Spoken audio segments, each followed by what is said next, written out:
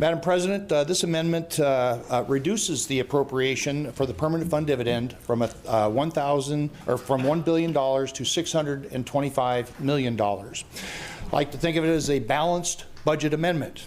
In fact, it may be the one opportunity that we have this year to actually vote for a balanced budget. The effect would be to reduce this year's PFD from approximately $1,600 per person to a more reasonable $900 per person. This is a level where we can balance the budget without taking an unstructured draw from the earnings reserve account, or taking the remaining balance of the statutory budget reserve, or reducing higher education funds. Madam President, my reasoning here is simple and practical. A $900 PFD is one the state can afford without creating a budget deficit. A $900 dividend allows us to fund core state programs at sensibly reduced levels.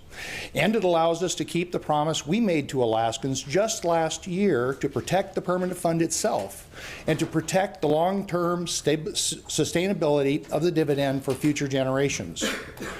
When we passed SB 26 last year, we committed to a course that would provide both a dividend for Alaskans and a sustainable revenue stream to help fund core state services like education, public safety, and infrastructure. It has been said that providing a dividend amount other than the statutory formula is ignoring existing law. However, Madam President, SB 26 is now law, and paying a higher dividend would ignore this law as well. As recent as 2 years ago, the Alaska Supreme Court ruled that the legislature's use of a permanent fund income is subject to normal appropriation and budgetary process. The dividend program must continue to compete with other state programs. And a statute doesn't overrule constitutionally required legislative appropriation authority or the governor's veto authority.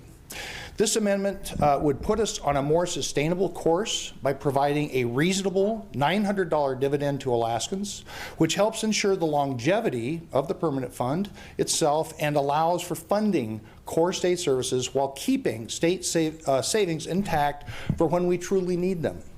I encourage my colleagues to join me in supporting this amendment. Thank you, Madam President.